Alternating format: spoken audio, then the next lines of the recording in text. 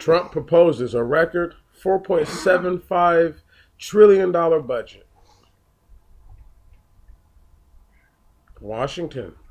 President Trump set Congress on Monday a record 4.75 trillion budget request that proposes an increase to military spending and sharp cuts to domestic programs like education and environmental protection for the 2020 fiscal year. Mr. Trump's budget, the largest in federal history, includes nearly 5% increase in military spending, which is more than the Pentagon asked for, and an additional $8.6 billion for construction of a border wall with Mexico. White House officials said the budget would include a total of $1.9 trillion in cuts to mandatory safety net programs like Medicaid. It also proposes new work requirements for working-age adult recipients of supplemental nutrition assistance, federal housing support, and Medicaid, a move the administration said would reduce the spending on those programs by $327 billion. The president is asking for a 5% cut in non-defense discretionary spending compared to 2019 spending caps set by Congress. That would amount to $100 billion less than Congress actually spent on non-defense discretionary programs in 2019 when it busted those caps. Those cuts would not be across the board, but come from programs at federal agencies like the Environmental Protection Agency, where Mr. Trump has previously suggested cutting funds. The budget would also reduce spending on foreign aid, international cultural exchange programs, and federal employee retirement plans. A few domestic spending programs would see increases if Mr. Trump's budget were to become law.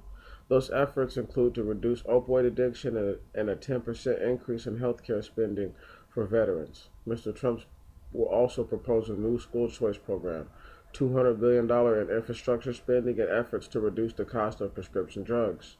The budget would not balance for 15 years, breaking Mr. Trump's 2016 campaign promise to pay off the entire national debt within 8 years.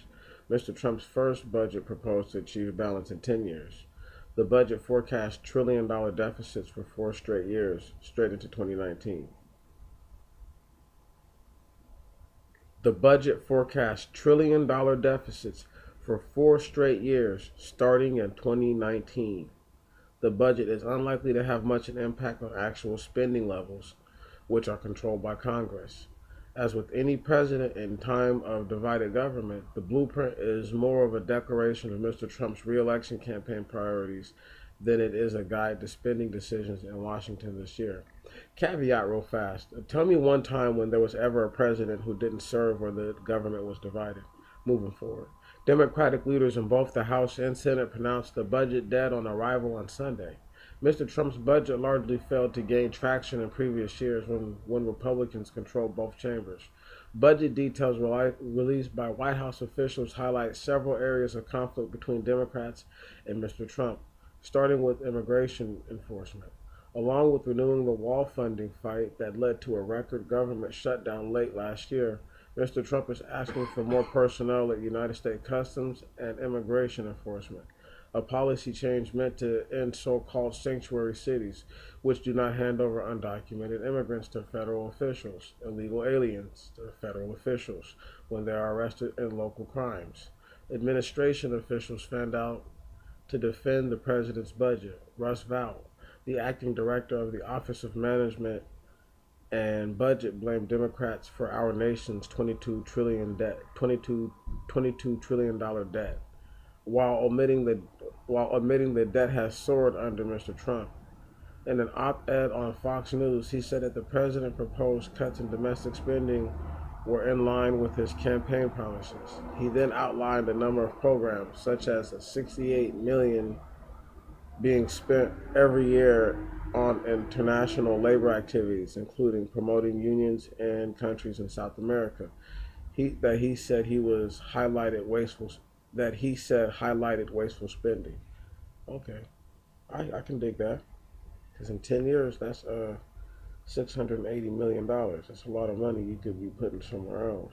Anyway, this is what's coming. So I guess they're not going to pull the old okey doke criminal move that I thought they were going to pull to get this wall built. Just a part of the re-election bid.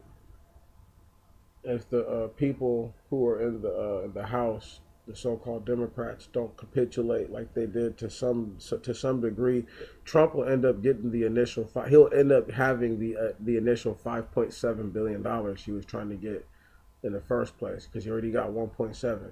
So if he even gets half of what he's asking for, he got all the money he wanted to build the wall.